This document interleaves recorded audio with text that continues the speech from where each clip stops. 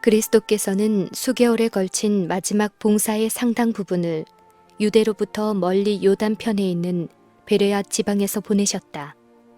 이곳에서는 많은 무리들이 그분의 초기 봉사에서처럼 그분의 주위에 모여들었으며 그분이 이전에 가르치신 많은 교훈들이 반복되었다. 그분께서는 12사람을 보낸 것처럼 달리 70인을 세우사 친히 가시려는 각동 각처로 둘씩 앞서 보내셨다. 이 제자들은 일할 수 있도록 훈련을 받기 위하여 얼마 동안 그분과 함께 있었다. 12 제자들이 처음으로 독립된 사명을 띠고 파송되었을 때 다른 제자들은 갈릴리 전역을 여행하시는 예수님과 동행하였다. 그렇게 함으로 그들은 그분과 친밀히 교제할 수 있는 특권을 얻고 직접 개인적인 교훈을 받았다. 이제 이 큰 무리 역시 개별적인 사명을 띠고 나아갈 것이었다.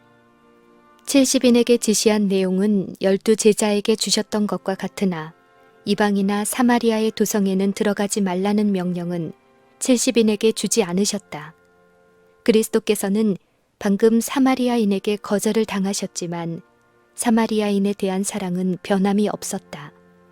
70인들이 그분의 이름으로 나아갔을 때에 그들은 먼저 사마리아의 도시를 방문하였다. 구주께서 친히 사마리아를 방문하신 일과 후에 선한 사마리아인을 칭찬하신 일, 그리고 병고침을 받은 10사람 중에서 유독 감사에 넘치는 사마리아인 문둥병자만이 그리스도에게 돌아와 감사를 드린 일 등은 제자들에게 아주 의미 깊은 일이었다. 이 교훈은 제자들의 마음 깊이 스며들었다. 그분께서 승천하기 바로 전에 제자들에게 당신의 사명을 위임하실 때 예수께서는 예루살렘과 유대와 더불어 사마리아는 제자들이 첫째로 복음을 전해야 할 곳이라고 말씀하셨다. 그분의 가르침은 그들로 하여금 이 사명을 성취시키도록 준비시켰다. 제자들은 주님의 이름으로 사마리아에 갔을 때 백성들이 기쁨으로 영접하는 것을 보았다. 사마리아인들은 그리스도께서 칭찬하신 말씀과 그분이 저희 나라 사람들에게 자비를 베푸신 사실을 알고 있었다. 사마리아인들은 그분을 거칠게 대하였음에도 불구하고 오직 저들에 대한 사랑으로 충만하심을 보고 마음이 끌렸다. 그분께서 승천하신 후에 사마리아인들은 구주의 사신들을 환영했으며 제자들은 한때 저희의 가장 큰 원수였던 사람들 가운데서 귀중한 수확을 거두었다. 상한 갈대를 꺾지 아니하며 꺼져가는 등불을 끄지 아니하고 진리로 공의를 베풀 것이며 또한 이방인들이 그 이름을 바라리라 함을 이루려 하심이니라. 70인을 보내실 때 예수께서는 12 제자에게 명하신 것처럼 환영받지 못하는 곳에 머물려고 애쓰지 말라고 하셨다. 어느 동네에 들어가거든 너희를 영접지 아니하거든 그 거리로 나와서 말하되 너희 동네에서 우리 발에 묻은 먼지도 너희에게 떨어 버리노라. 그러나 하나님의 나라가 가까이 온 줄을 알라 하라 라고 예수께서 말씀하셨다. 제자들이 이렇게 하는 것은 울분이 그 동기가 되거나 자존심이 상했기 때문이 아니라 주님의 기별이나 그분의 사신들을 거절하는 것이 얼마나 무서운 일인가를 보여주기 위하여 행할 것이었다. 주님의 종들을 거절하는 것은 그리스도 자신을 거절하는 것이다. 예수께서 다시 그날의 소돔이 그 동네보다 견디기 쉬우리라고 말씀하셨다. 그때 그분은 그처럼 많은 봉사의 시간을 보냈던 갈릴리 마을들을 회상하셨다. 마음 깊이 슬퍼하는 어조로 그분께서는 큰 소리로 말씀하셨다. 화 있을진저 고라시나, 화 있을진저 벳세다야. 너희에게 행한 모든 권능을 두로와 시돈에 행하였더면 저희가 벌써 베옷을 입고 제에 앉아 회개하였으리라. 심판 때에 두로와 시돈이 너희보다 견디기 쉬우리라. 가버나움아, 네가 하늘에까지 높아지겠느냐? 음부에까지 낮아지리라. 갈릴리 바다 근방에 있는 분주한 마을들에 하늘의 가장 귀중한 축복들이 값없이 제공되었다. 생명의 왕께서 날마다 그들 가운데 출입하셨다. 선지자와 왕들이 그토록 보기를 원했던 하나님의 영광이 구세주의 발 아래 모인 회중에게 비추었다. 그러나 그들은 하늘의 선물을 거절하였다.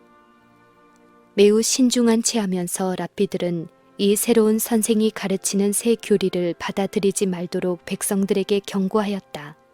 그 까닭은 그분의 이론과 행습들이 조상들의 가르침에 어긋났기 때문이다. 백성들은 스스로 하나님의 말씀을 깨달으려고 노력하는 대신에 제사장들과 바리새인들이 가르치는 것을 믿었다.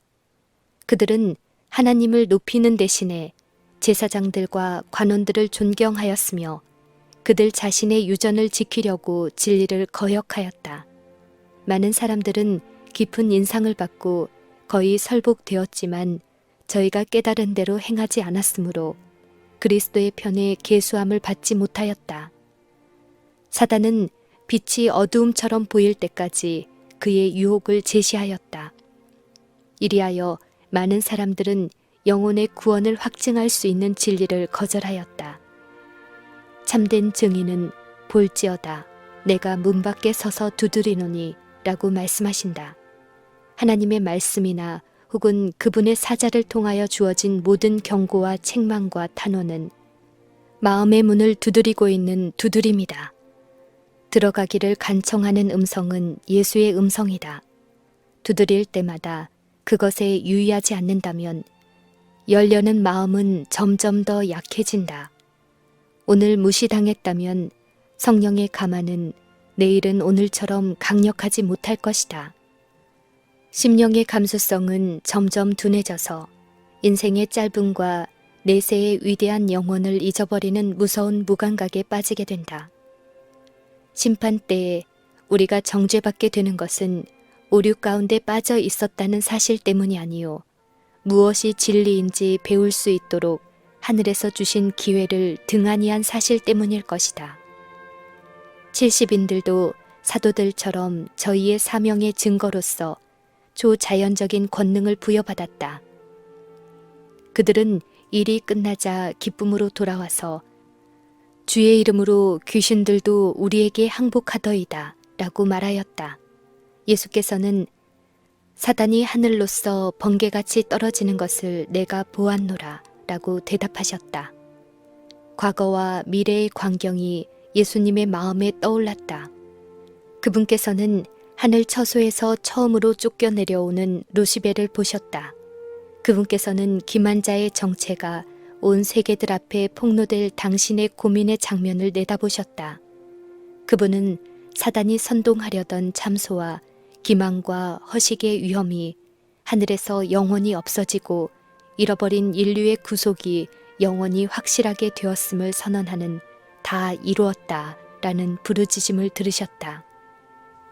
갈바리 십자가, 그 고통과 수치 저 너머에서 예수께서는 공중의 권세 잡은 자가 그의 반역으로 말미암아 매우 오랫동안 훼손되었던 이 땅에서 마침내 멸망당하게 될 그 큰 최후의 날을 내다보셨다. 예수께서는 죄악의 일이 영원히 끝나고 하늘과 땅이 하나님께서 주시는 평화로 가득 차게 되는 것을 보셨다. 이제부터는 그리스도를 따르는 자들이 사단을 정복한 원수로서 바라볼 것이었다. 십자가 위에서 예수께서는 그들을 위하여 승리를 얻으실 것이었는데 그분은 이 승리를 그들이 그들 자신의 것으로 받아들이기를 원하셨다. 예수께서는 내가 너희에게 뱀과 전갈을 밟으며 원수의 모든 능력을 제어할 권세를 주었으니 너희를 해할 자가 결단코 없으리라 라고 말씀하셨다. 전능하신 성령의 권능은 죄를 참회하는 모든 영혼의 방패이다. 그리스도께서는 죄를 뉘우치고 믿음으로 당신의 보호하심을 주장하는 사람들은 한 사람도 원수의 권세 아래 들어가도록 허락하지 않으실 것이다. 구주께서는 시험을 받아 연단된 당신의 자녀들 곁에 계신다. 실패와 손실과 불가능과 패배 같은 것들은 예수와 같이 있을 수 없다. 우리는 우리에게 능력 주시는 그분을 통하여 모든 일을 할 수 있다. 유혹과 시련이 닥쳐올 때에 모든 어려움을 바로잡으려고 기다리지 말고 그대를 도와주시는 예수님을 바라보라. 사단의 능력에 대하여 너무 많이 생각하고 말하는 그리스도인들이 있다. 그들은 저희 원수에 대하여 생각하고 그에 관하여 기도하고 말함으로써 원수는 그들의 상상에 점점 더 크게 보인다. 사단이 강력한 존재인 것은 사실이나 하나님께 감사할 것은 우리에게는 하늘에서 악한 자를 추방시키신 능력 있는 구주가 계신다는 사실이다. 사단은 우리가 그의 힘을 과장할 때 기뻐한다. 왜 예수님에 대하여 말하지 않는가? 왜 그분의 능력과 사랑을 높이지 않는가? 하늘 높은 보좌를 둘러있는 언약의 무지개는 하나님이 세상을 이처럼 사랑하사 독생자를 주셨으니 이는 저를 믿는 자마다 멸망치 않고 영생을 얻게 하려 하심이니라 라는 사실에 대한 영원한 증거이다. 이것은 하나님께서 죄와 더불어 투쟁하고 있는 당신의 백성을 결코 버리지 않으시리라는 것을 우주에 증언하고 있다. 이것은 보좌 자체가 존속되는 한 우리에게 힘을 주고 보호해 주실 것이라는 보증이다. 예수께서 덧붙여 말씀하셨다.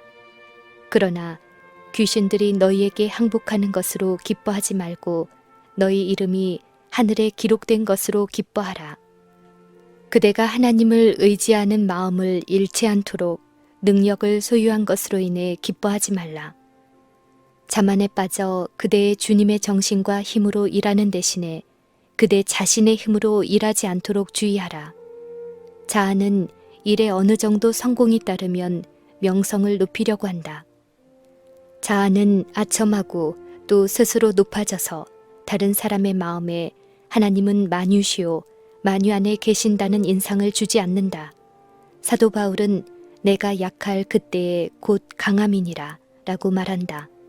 우리의 연약함을 깨달을 때 우리는 타고나지 않는 어떤 능력에 의지하는 것을 배운다. 하나님께 대한 우리의 책임감을 지속적으로 느끼는 것만큼 우리의 마음을 그처럼 강하게 붙들 수 있는 것은 없다. 그리스도의 용서하시는 사랑을 느끼는 것만큼 행동의 동기를 그처럼 깊게 하는 것은 없다. 우리는 하나님과 접촉해야 한다. 그렇게 할 때 성령의 감화를 받아서 동료 인간들과 접촉할 수 있게 된다. 그때의 그리스도를 통하여 하나님과 연합되고 하늘 가족의 일원이 됨을 기뻐하라.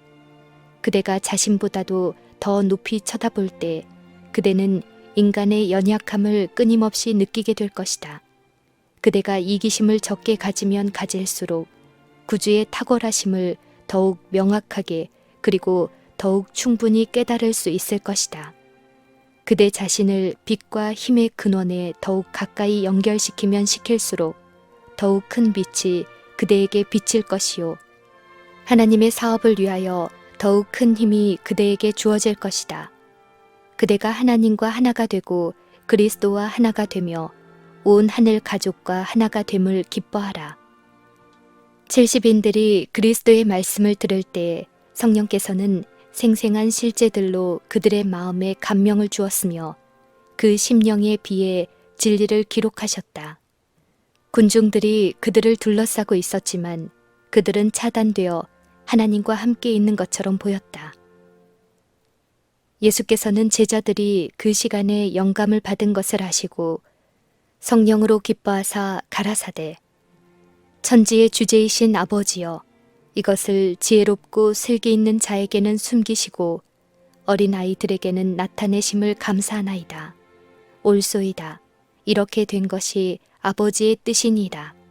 내 아버지께서 모든 것을 내게 주셨으니 아버지 외에는 아들이 누군지 아는 자가 없고 아들과 또 아들의 소원대로 계시를 받은 자 외에는 아버지가 누군지 아는 자가 없나이다.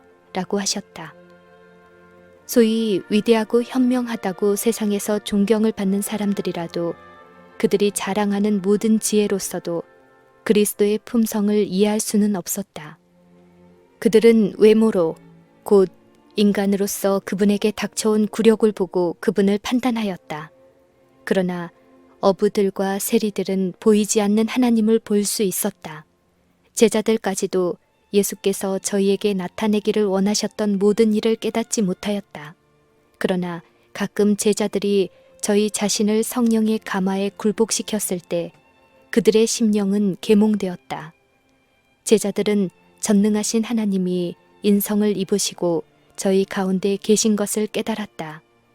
예수께서는 이 지식을 슬기롭고 총명한 자들은 소유하지 못했지만 보잘것없는 사람들에게 계시된 것에 대해 기뻐하셨다. 종종 그분께서 구약 성경의 말씀을 소개하고 그것들이 자기와 자기의 속죄 사업에 적용되는 것을 보여주셨을 때 제자들은 성령의 깨우치심을 받고 천국의 분위기 가운데 들어갔다. 제자들은 선지자들이 기록한 영적 진리를 기록한 자신들보다 더 분명하게 깨달았다. 그 후에 그들이 구약 성경을 읽었을 때는 서기관과 바리새인의 교리나 이미 죽은 현인들의 어록들처럼 대하지 않고 하나님의 새로운 계시로 대하였다. 세상이 능히 저를 받지 못하나니 이는 저를 보지도 못하고 알지도 못함이라. 그러나 너희는 저를 아나니 저는 너희와 함께 거하심이요 또 너희 속에 계시겠다고 한 그분을 제자들은 바라보았다. 우리가 진리를 더욱 완전히 깨달을 수 있는 유일한 길은 그리스도의 성령으로 마음을 부드럽게 성령의 지배를 받는 것이다. 허영과 교만으로부터 영혼을 깨끗하게 하고 영혼을 사로잡고 있던 모든 것을 제거해야 하며 그리스도께서 그 속에 좌정하시도록 해야 한다. 속죄를 깨닫는 데 있어서 인간의 과학은 너무나 유한하다. 구속의 경륜은 철학으로 설명할 수 없을 만큼 매우 원대하다. 이것은 가장 깊은 추리로도 궁구할 수 없는 신비로 남아있게 될 것이다. 구원의 과학은 설명될 수 없는 것이지만 경험을 통해서 알 수 있다. 자신의 죄됨을 깨닫는 자만이 구주의 귀중함을 분별할 수 있다. 그리스도께서 갈릴리로부터 예루살렘으로 천천히 가면서 가르치신 공과는 교훈으로 가득 차 있었다. 백성들은 그분의 말씀에 열심히 귀를 기울였다. 베레아에서는 갈릴리에서와 마찬가지로 유대에서보다도 사람들이 유대인의 완고함에 눌려있지 않았으므로 예수님의 가르침을 마음에 받아들였다. 그분의 봉사 사업의 이 마지막 수개월 동안에 예수께서는 많은 비유를 말씀하셨다. 제사장들과 랍비들은 그리스도를 따라다니면서 계속하여 더욱더 괴롭혔고 그분께서는 그들에게 경고하는 말씀을 상징으로 가리셨다. 그들은 그분께서 하시는 말씀의 뜻을 알 수 있었지만 그분의 말씀에서 그분을 비난할 수 있는 근거를 찾을 수는 없었다. 바리새인과 세리의 비유에서 하나님이여 나는 다른 사람들과 같지 아니함을 감사하나이다 라는 거만한 기도는 불쌍히 여기옵소서 나는 죄인이로소이다 라는 참회하는 탄원과 현저한 대조를 이루었다. 이와 같이 하여 그리스도께서는 유대인들의 위선을 견책하셨다. 열매 맺지 않은 무화과 나무의 상징과 큰 잔치의 비유로서 그분은 회개하지 않은 민족에게 이르게 될 운명을 예언하셨다. 복음 잔치의 초청을 경멸하는 태도로 거절한 자들은 다음과 같은 그리스도의 경고의 말씀을 들었다. 내가 너희에게 말하노니 전에 청하였던 그 사람은 하나도 내 잔치를 맛보지 못하리라. 제자들에게 주신 교훈은 매우 귀중하였다. 성가시게 구는 과부와 친구가 밤중에 빵을 달라고 하는 비유는 그분의 다음 말씀에 새로운 설득력을 부여하였다. 구하라. 그러면 너희에게 주실 것이요.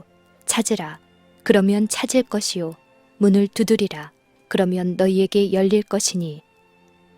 때때로 그들의 흔들리던 믿음은 하물며 하나님께서 그 밤낮 부르짖는 택하신 자들의 원한을 풀어주지 아니하겠느냐. 저희에게 오래 참으시겠느냐. 내가 너희에게 이르노니 속히 그 원한을 풀어주시리라. 라고 하신 그리스도의 말씀을 회상하고 힘을 얻었다. 그리스도께서는 잃어버린 양에 관한 아름다운 비유를 반복해서 말씀하셨다. 그리고 그분은 잃어버린 은정과 탕자의 비유를 말씀하시므로 이른 양에 관한 교훈을 더욱 확대시키셨다. 제자들은 이 교훈의 요점을 그 당시에는 충분히 깨달을 수 없었지만 성령께서 임하신 후 이방인들의 수학과 질투심 많은 유대인들의 분노를 볼 때에 탕자의 교훈을 더욱 잘 깨달았으며 이 내 아들은 죽었다가 살았으며 내가 잃었다가 다시 얻었노라. 우리가 즐거워하고 기뻐하는 것이 마땅하다 라고 하신 그리스도의 말씀의 기쁨에 참여할 수 있었다. 제자들이 주님의 이름으로 나아가 비난과 빈곤과 핍박을 당할 때 그들은 이 마지막 여행에서 하신 그분의 명령을 되새기면서 마음의 용기를 얻었다. 적은 무리여 무서워 말라. 너희 아버지께서 그 나라를 너희에게 주시기를 기뻐하시느니라. 너희 소유를 팔아 구제하여 낡아지지 아니하는 주머니를 만들라. 곧 하늘에 둔 바 다함이 없는 보물이니 거기는 도적도 가까이 하는 일이 없고 좀도 먹는 일이 없느니라. 너희 보물 있는 곳에는 너희 마음도 있으리라.